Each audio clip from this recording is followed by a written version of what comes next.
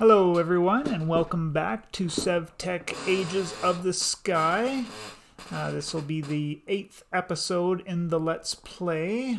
As you can see here, I have done a fair chunk of stuff in Age 1, so let's get at her, pitty patter. Just to go over quickly, the faucet recipe wasn't available in Age 0, but just a couple things to note that the seared brick faucet is just made with the seared bricks, which gives you the faucet. But if you're going with the porcelain route, you actually have to make the unfired faucet and then smelt it. Do not smelt your unfired porcelain first to make the faucet, because that won't work. Next up is the aqueduct. This is the way to get infinite water in the pack at this point now. There's a few different recipes for aqueducts. You can put different materials as the base there, but they all require 3 clay blocks, which you just have to put some clay in the horse press to make that. And it pairs with the wooden basin for help making your leather and bread and or rice balls needs a little bit smoother. So here we have my setup here. So I've got 3 aqueducts down here.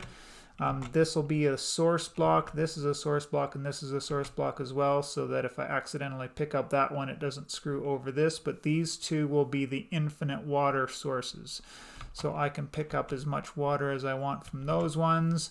And then in the basin, you only need 1 salt or 1 resin with 3 of your leather, your hide or your wet tanned hide, or your dried hide, sorry, in there to make the next levels, and then put them on the drying rack to just make it a little bit easier, quicker to make, and also easier on your limiting resources like your salt and or resin. Next thing to talk about here are some storage options. So we do get access to regular chests, but regular chests are vanilla, and vanilla players use vanilla things, but in modded we have much better things. So the oak storage crate, the one thing about this one is it is twice as expensive as a regular chest. But what it does is it retains its inventory when it goes into your, so you can you can break it with an axe and it'll go in your inventory, but you can also use the carry-on, so shift and right click with the empty hands and it'll go into your inventory and it will retain what you have in it. So it's the cheapest form of backpack that you can get right now, even though you can actually make backpacks at this point. But they are relatively leather intensive, so it takes 7, 8, because you'll need to make cordage obviously just to get the first level of backpack, and then you'll need to get the upgrades for it as well if you want to increase the amount of storage, because the original backpack will only come with 2 extra lines of storage, and then the wooden stone storage will add 1 each on top of that, and then but each of these requires more and more leather to make, so it's pretty leather intensive, and I'm not going to use this at the improved backpacks in this playthrough. I'll just wait till I get the iron backpacks and use the oak storage crate. The other one are these handy things, the Abyssal craft storage crates. So these ones end up being cheaper on the whole, so it takes 1 chest and a little bit of extra wood and you get 2 wooden crates out of it. And then the plus is that these hold 4 lines of storage, whereas a vanilla chest only holds 3 at a time. They don't double up, but that's a small price to pay for the extra bit of storage you have, and it's great for doing your automation setups. So here I have my melter and everything pretty much fully automated at this point, as much as I can. I don't have a way to pour yet, and until I get to the next stage, but I just have the crate up there with the items I want to smelt, with a hopper leading into the melter, then the basin with another hopper leading into an output chest down there. So next up are your dowsing rod for going and looking for the ores that are beneath the islands. It just gives you an idea of where to start digging. The islands are so small in this mod pack that they're not super needed, but you may as well make it. It'll help point you in the right direction when you're going down, because they're a little bit strange in the Skyblock mod pack compared to the regular SevTech Ages mod pack. So it'll take some learning to get going with that. Then we've got the kiln and the anvil, and that's for taking your copper and your tin, which you find, and melting it down into bronze. So it takes 3 tin or 3 copper plus 1 bronze in the melter with some fuel, and that will give you your bronze. And to get that, you can only do ingots in here. You can't do the blocks. So you do have to put your blocks on the anvil. And the anvil's just made with some stone and some stone slabs there. And you'll need some mallets. I've made a bunch here because I'll be using this quite a lot. And this is how you automate your anvil, is just have a hopper leading into it with a chest there. And then I'll just grab, say, 4 of those for now. Put that in there, and I like to have a placer with my mallets there so it's nice and easy to go, and then just bang it out. I imagine you can automate the output from it as well if you wanted to do that, but I'll just leave it there like that, and then I can put away some more of my metal there. So you can see I've made up quite a bit of bronze. I keep some tin and copper back because we'll need this for some other crafting a little bit later on here in Age 1. I've made up a set of bronze armor, and I've gone ahead and made my wild dog pelt boots because we need to make these rice slime balls. And the tough, trickier thing to make is the bundle of feathers, because we actually have to grind up the hemp there in the grindstone to get the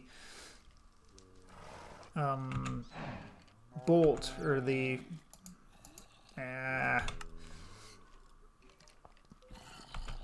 to get the hemp fibers that we need to make the bundles of feathers. One interesting thing that we can make early on is the apiary here. I did have a beehive on my island, which I broke, and I got some bees, so then I just made the apiary, put them in there, and this speeds up crop growth and also gives you the honeycomb. Not super useful as far as I know. It may be later on in the pack we can find some use for the honey out of it. But it does give us the beeswax, which I will be using in the next episode. So yeah, one other thing: to make the kiln, you'll need the engineer's hammer. Generally pretty easy craft right there, and then you just go and you hit the front of your kiln. Once you have your 8 bricks there, you hammer on that. Let's just go over the recipe for this one quickly. Sandstone and bricks. Bricks are just clay smelted up in the kiln, and you'll get that there.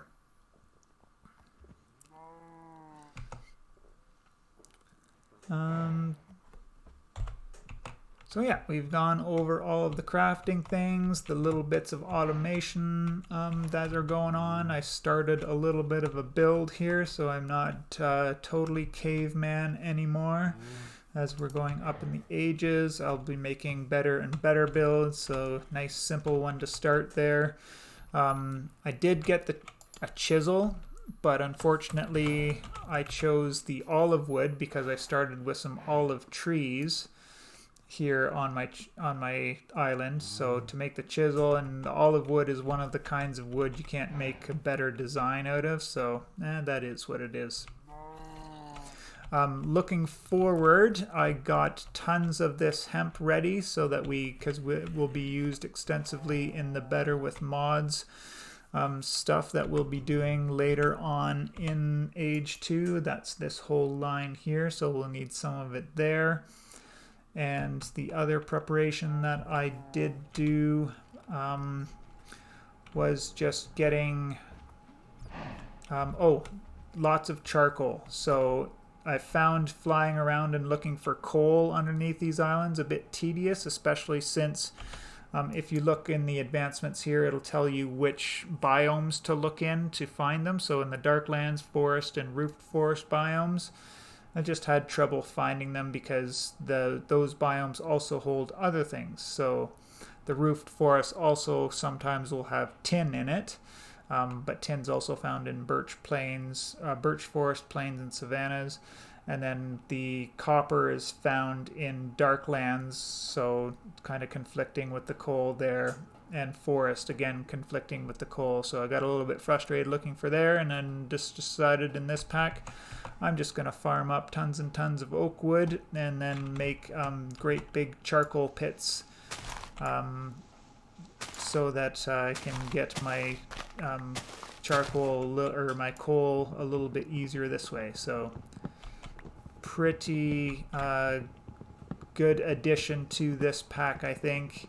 Wasn't needed in the regular SevTech ages because you just run around on the surface, find your coal, dig, douse down until you find it, and then bang, you got tons and tons of coal in those big veins down there.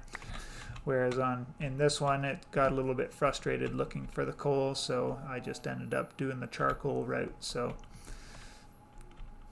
tons and tons of stuff there. I guess the only other things to go over, I attached buffaloes now onto my horsepower machines. They're a little bit quicker. I still haven't automated them yet, but I will definitely be doing the press for sure, because moving in age 3, we definitely need to have access to lots and lots of blocks of coal, so that'll be needed. So I'll get that done. Grinder, yeah, it can be handy sometimes, but definitely not a priority. So if you're not in a rush to do that, there you go. I did make a cauldron, just because I know the mod pack and I know that it's going to be handy for making a couple of things. One is glue, which will be used to make the gears a little bit easier, so we don't need all the buffalo teeth and red cedar as we did in age 0. We can just use the glue, and also we can make some better food. The best food in the game, as far as I know of anyways, which is the hearty stew. So in the cauldron you need either a cooked pork chop, a raw cooked or raw mutton, pork chop, or beef, flour, a carrot, either baked or cooked, and you can cook it in the cauldron itself. Same with the potatoes, you can cook it or bake it. Bowls, and then mushrooms. Mushrooms has been the trickiest one to get so far. I'm not 100% sure on the best way to farm up the mushrooms, because bone mealing mushrooms doesn't give you the great big mushrooms in the mod pack. So this is the one method I've been trying so far, which, oh boy. Well, I guess I was on the wrong block to get myself in there. So there, that's a total derpy death. That's my first derpy death of the pack, that's for sure. But like I said, if you die while you're underneath an island, then your thing will appear up on the surface. So let's just get a block on that so I can walk in here as normal. So I planted one down in here, and it's been a couple hours and I've only gotten this much out of it, so it's not a lot. They don't regenerate very fast. The bulk of the mushrooms that I have gotten, I've farmed off of mushroom islands that I've found while flying out and about. The other thing I suggest is having, in addition to having backup bowler kites, is having a backup antique atlas for finding your way around to getting back and forth from if you happen to die while kiting around out there. That's all I wanted to go over in this one. We will see you on the next one. I appreciate you all, and have a good one.